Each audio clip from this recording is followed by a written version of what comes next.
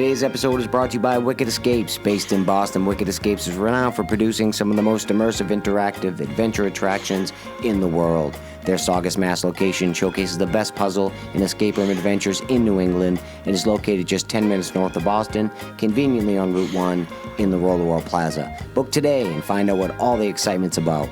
Enjoy their spacious location, experience the thrill of solving their mind-bending challenges, maybe even set a new Wicked Escapes time record. Sign up at wickedescapes.net. That's www.wickedescapes.net.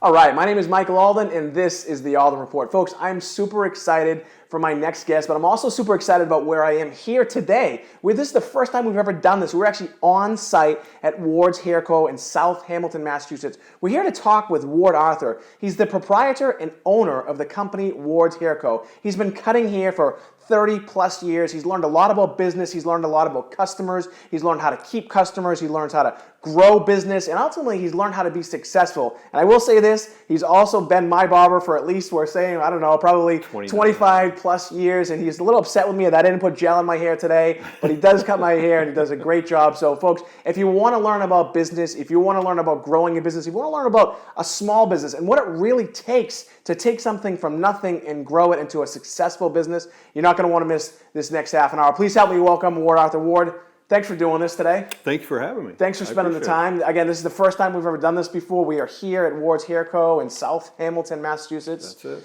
So you did get the list of questions. We like to ask people the same list of questions. I will also say that I don't have the questions with me, but I'm pretty sure I remember most of them.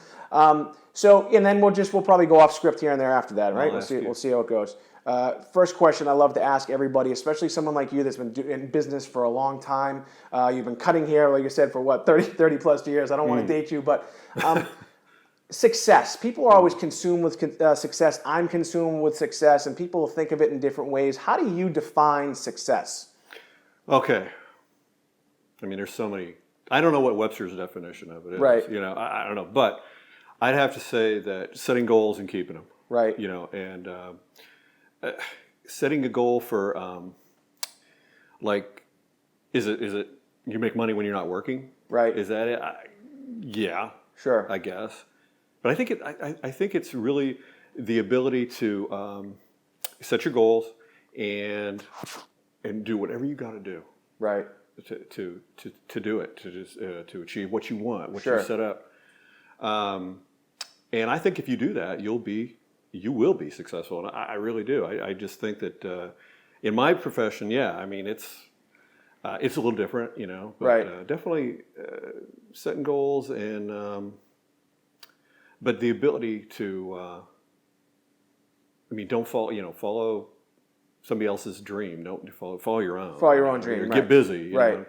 Now you just started Ward's Hair Co. We've known each other for years. You've been cutting hair for years. You've worked for other people. You've owned other businesses and sold other businesses as well in the hair world. And we'll talk a little bit about what world we're really in. Is it styling? Is it barber? We'll talk about that in a minute. But I've been in your chair a million times, and I think one of the things that you and I talked about too is I think happiness. And when I was telling you before, I don't think I've ever seen you so happy now that this is truly your own place, right? Yeah. Right. Yeah. I mean, I don't really want to admit that totally, but yeah. Why? Why wouldn't you want to admit that? Why I waited so long, I guess. Yeah. But no, I am very happy now that this is for a lot of reasons. Sure. There's an old saying. I don't know how old it is, but you need three things to be happy. Sure. And number one is someone to love, and number two is something to do, and number three is something to look forward to. Right. Well, fortunately for me, I've got the first two. Right. I do have someone to love. I'm married, and I love my wife. Right. So that's great. And something to do. Well, I got plenty to do. Right. That's not a problem. And so what I do is I focus on something to look forward to. So right. That makes you happy. You're talking about being happy. Right. But going back to, but I'm so happy in this because I feel like I reinvented myself a little bit. Right. Being able to, I didn't do appointments before. Right. Very rarely did I do them. Sure. And so now I have captive audiences. When they come in, they sit in my chair and you got the floor. Right. And that's something my customers really haven't experienced before too much, because there's always somebody who can hear you, what you say, and all right. that. Now, when you talk about, I wanted to ask you, when you talk about something to look forward to, I think there's a couple different ways to look at that, but doing what you love, which is obviously what you do now, when you get up in the morning, not that you didn't feel the same way before, but that number 3 now, does it mean that much more to you now that this is truly like your place, again, Ward's Hair Co. here in South Hamilton, Massachusetts? Do you look forward now to getting up every single day versus when you were kind of working for someone else?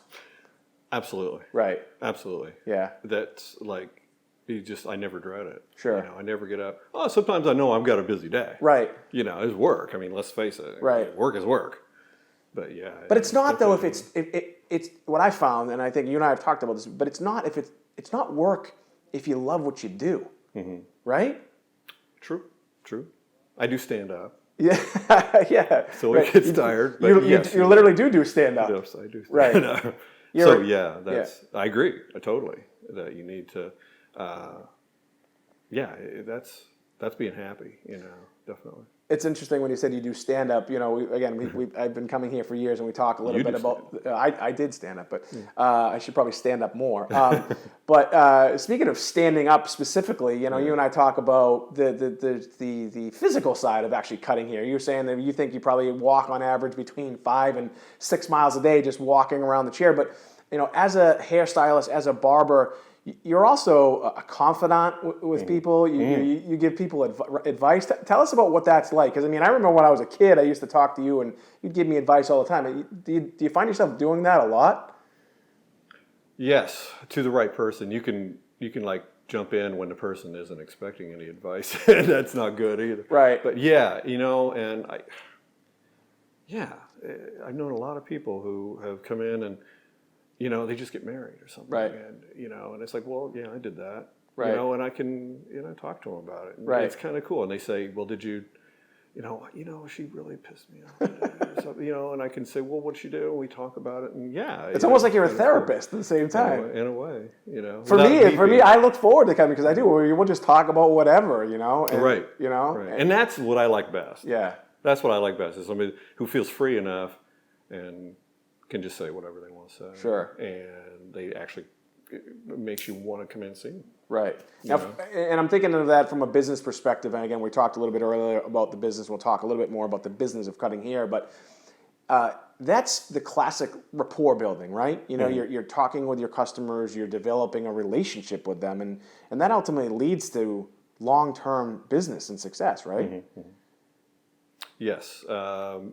That's the thing, right. And it's like, well, cutting hair is a personal thing. Sure. It's like you're allowing me in your little personal space. Right. So I have to work on being to be comfortable in that space, or having that person be comfortable with me in that space. Right. And that's not easy, and that doesn't happen overnight. Right. But you do have to be very aware that some people are nervous next.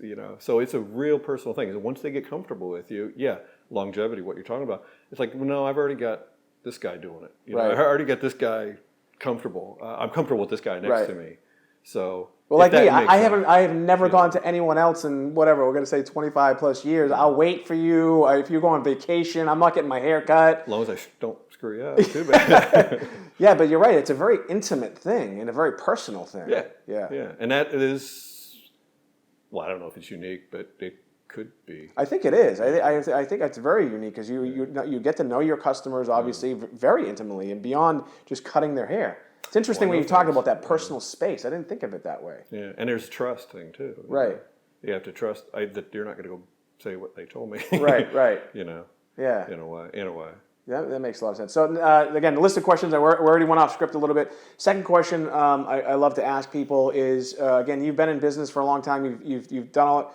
You've done this for again, I keep saying it more, at least 30 plus years. Yeah, couple years. You've essentially built a business before, sold it, and then left that business. But in your life, in your business career, what has been the most difficult professional obstacle up until now, and how did you overcome it? And the reason why I ask that is because a lot of people love the idea of what you have now, owning your own shop, being your own boss, doing your own thing. But a lot of times people don't see the real difficult side of it, the obstacles you need to overcome in order to get a place like this.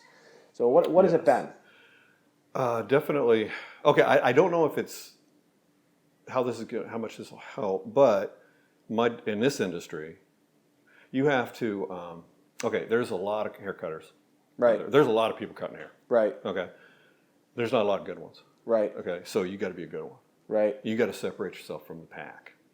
And in this business specifically, to do that, you have to just, I mean, you just got to work. You got to work 7 days. I was doing perms at midnight. I mean, you just cut, and you study with anybody you can. And I did that. Right. But basically, so it takes you about 3 to 5 years. Right.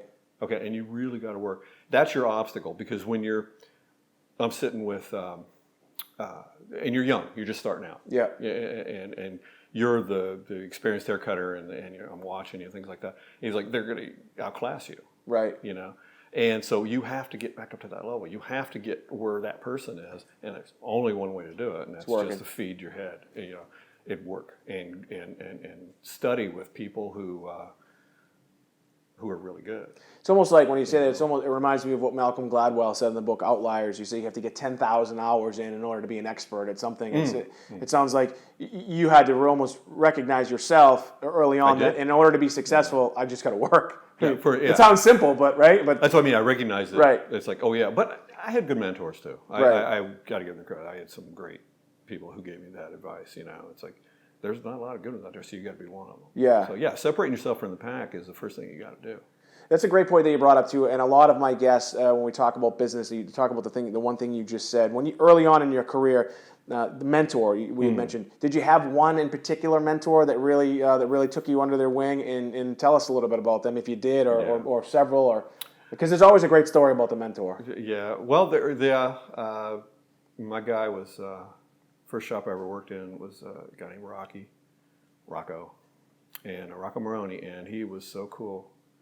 He was I mean, remember this is 1983, something like that. He had long hair, beard. He looked really cool. Chicks dug him. Right. I mean, they really did. And if he sees this, he's going to like it.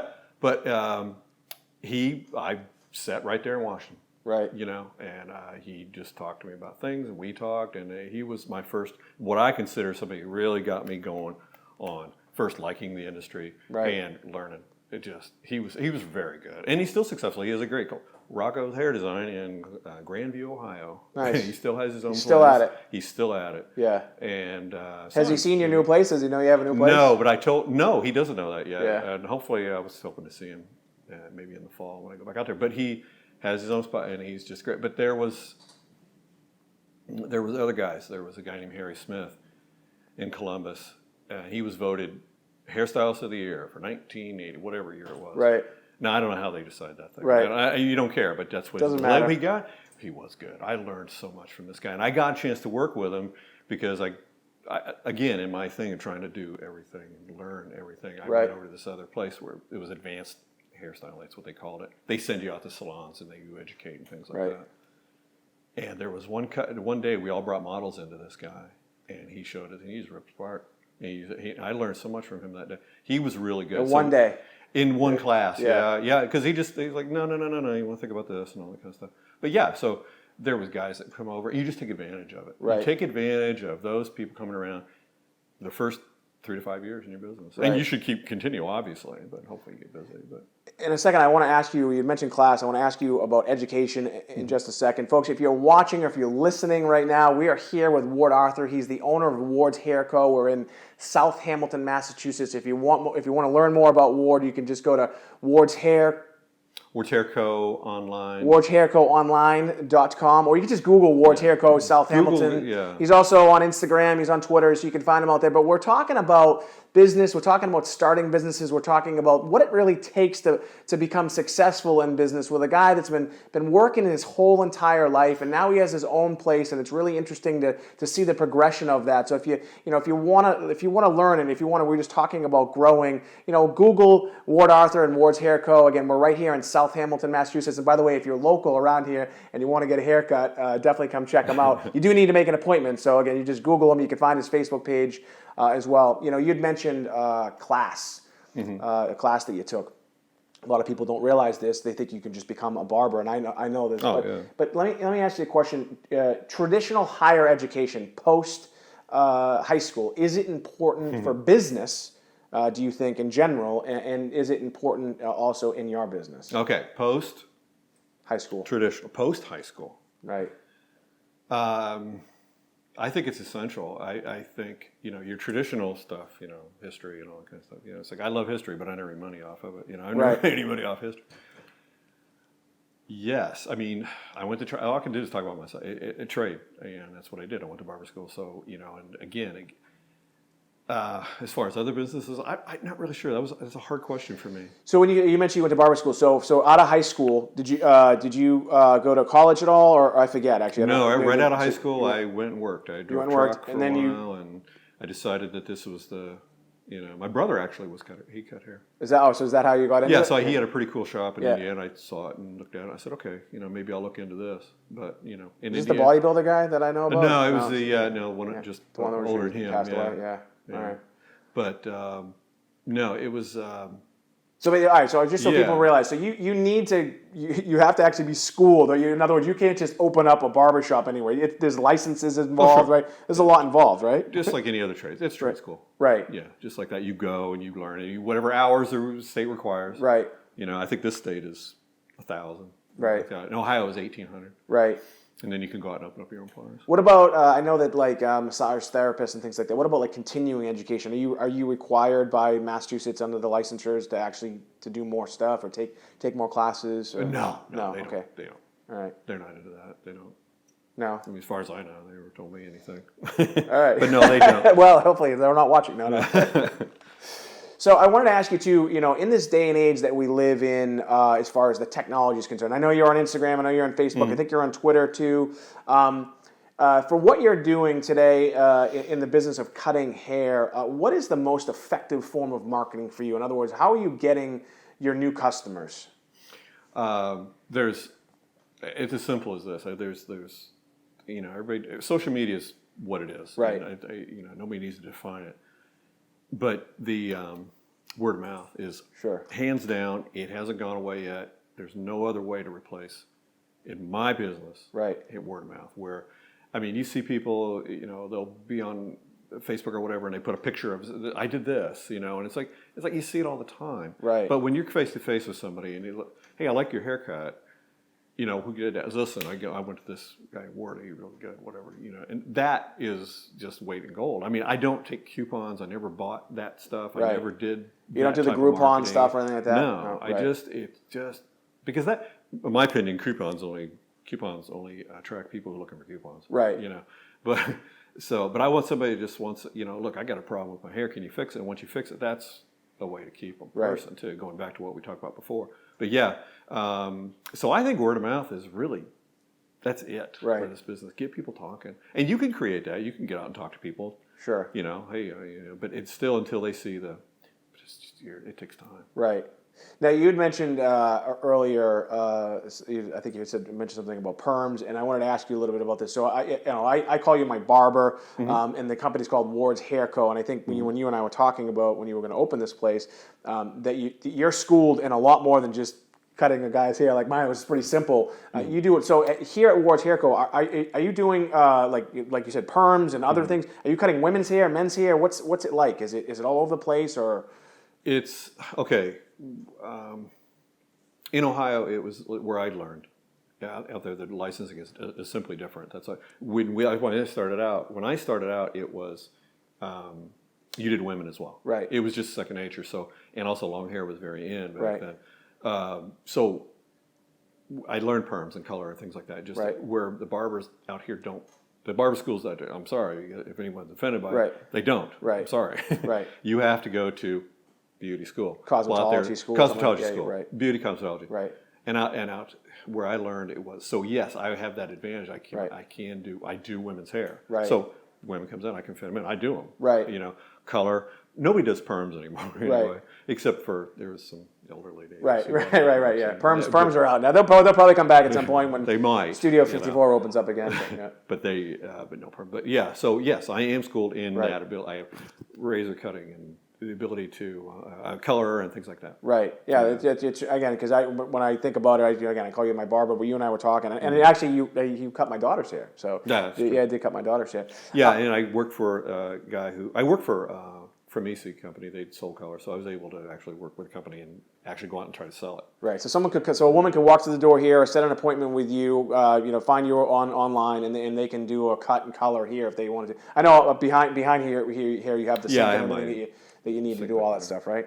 Yeah. That is, I can do that. Yeah. Right. Yeah. I can do that. I've been very busy with men, so right. I really haven't had to worry too much about it. But yeah, yes, that is possible. I know you've definitely been busy. Next question is more. I'm jumping around a little bit. It's a bit of a fill in the blank question I wanted to ask you. It's interesting the answers that I get, and the question is if my company lacks blank, then I will not be successful.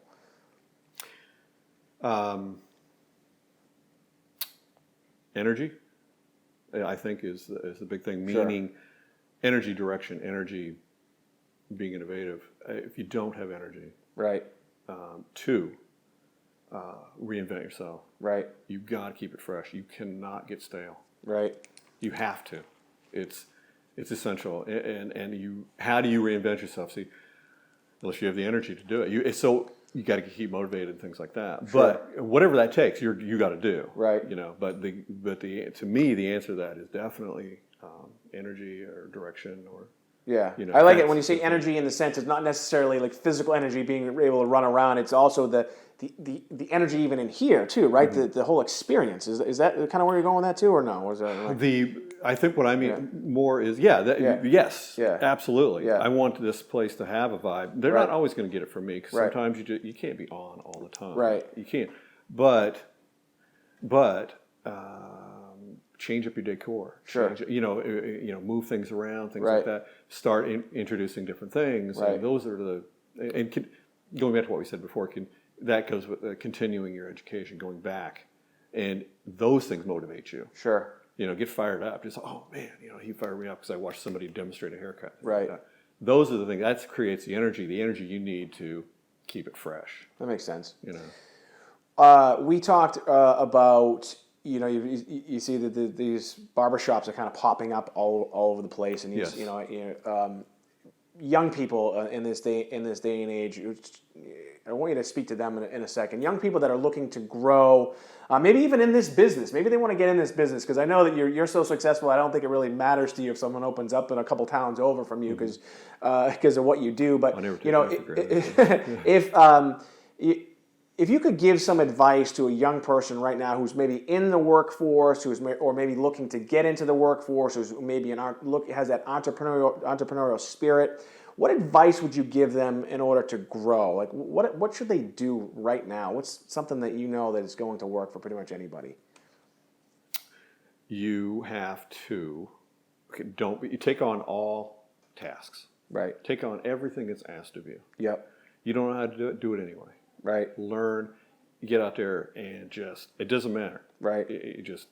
You're the new guy and just be the new guy. Sure. The experience can't come first. Right. And that's an interesting thing. I'm just it's interesting you say that because you always hear about the young people. They say, well, they want to hire somebody with experience, but I don't have experience because I was fresh out of college. Right. Exactly. But you're saying it doesn't. Take on any experience so that you can learn. That's right. Take on anything you feed your head with. Right. But that's the biggest thing. Just get in there with you, like I said, and just whatever it is. Right. Whatever's asked of you. Sure. Yeah, I talk about that in my first book. We talk about the difference between what an opportunity is and what responsibility is. And I think a lot of young people, when they see a task that is given to them that might be outside of their job description, they look at it as a new responsibility that isn't part of their job title, and they frown upon it. Right. When in fact, it's kind of what you're saying. It's more of a new opportunity. To learn something. And it's not going to be fun. Right. It's not going to be comfortable. Right. But you do it anyway. Yeah. And then the next time you do it, it won't be so bad. Right. That type of thing. When we walked in here, I know this is your shop and it's just you here, but the first thing I noticed is you were sweeping the hair off the floor, and you didn't have to do that. I'm sure you wanted it to look good for the cameras and stuff. Yeah. But that's just an example of something that you it sounds so basic, but it's something you have to do. Yeah, there's those things you have to do. The basic things you have to do. Yeah. You can get caught up in worrying about the running of the business. You forget those little things, and those are very important. Right. Hey, nobody wants to see a dirty shop. That's right. for sure. Now, as somebody who's running their own business, you're super busy. I know you just started 6 months ago or something like that, or 4 months ago? 6 months ago. 6 months ago, and I know you're already crazy busy, which is awesome. Efficiency, a lot of people I find in business, or whether they're working or even running a business, I find that they're not as efficient as they need to be. And what sort of advice would you give to somebody, or what do you do on a day-to-day business to make sure that you are efficient, to make sure that you are maximizing your potentially even revenue, but also even maximizing the experience here that a customer would want? What do you do to maintain that efficiency? Well, I don't want to go back and use the energy thing again, but it's true. Sure. But get a good night's sleep. Right. That's always good. Right. But you have a goal. Right. That you set, and you can't forget about it ever. And when you're cutting hair and things like that, there are life's going to go on, and things are going to happen, but you have to remember what your purpose is and what you're here for. Sure. And to me, if that answers the question a little bit, then maybe that's what it is. It's just being able to don't forget and do the things that need. I have things I want to do.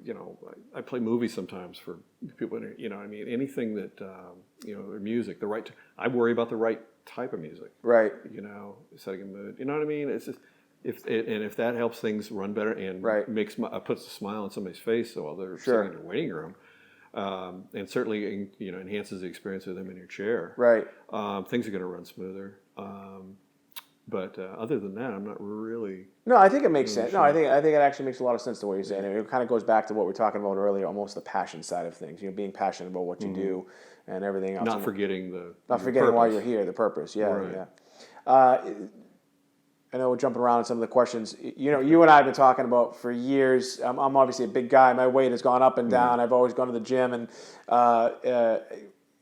owning your own business like you do now, having a family, having kids, and doing the whole thing. But now that it's your own business, you're working literally bell to bell.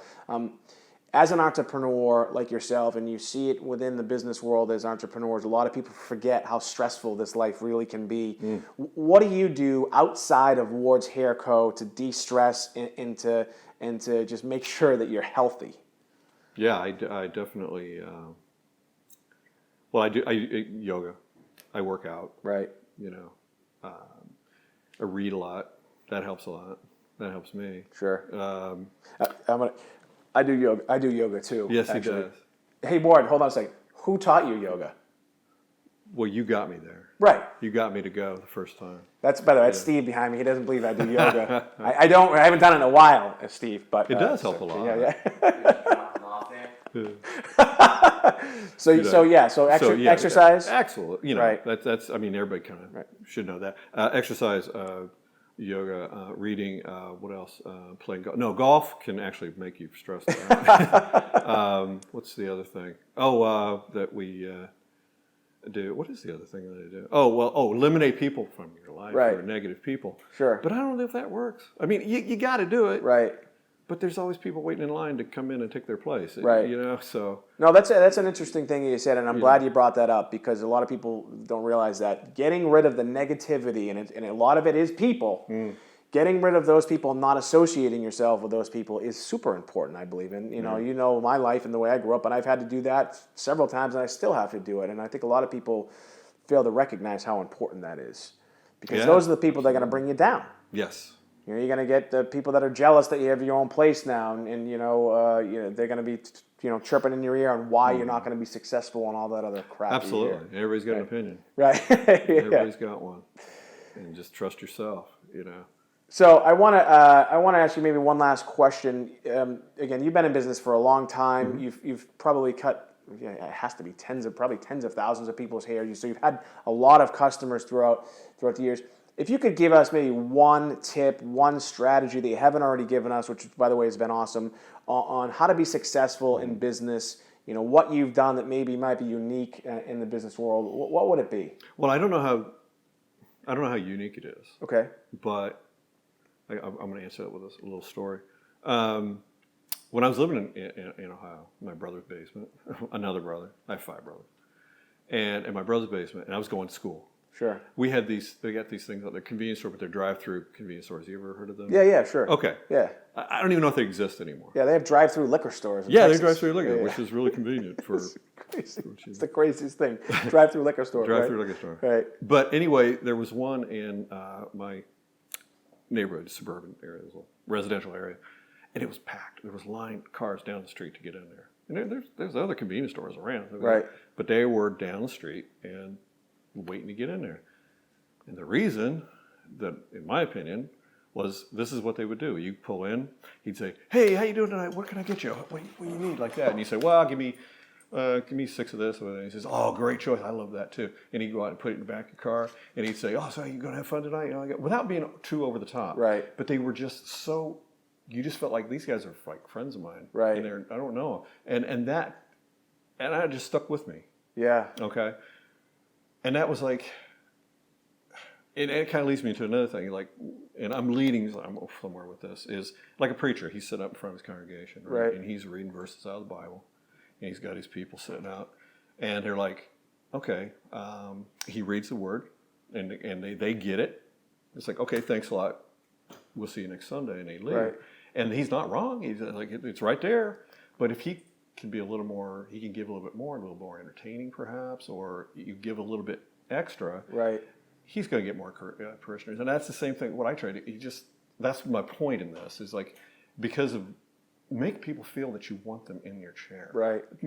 Always try to make people, do I do it all the time? Probably not. Right. But that's another one of my goals. That Sure. never leaves me, and it never should leave anybody who's thinking about getting into anything where you're standing next to a person, is don't let that person feel like you would rather be somewhere else. Right. And make them feel you're very glad you're here. I'm so glad you're here. I'm so glad I'm cutting your hair. Right. And that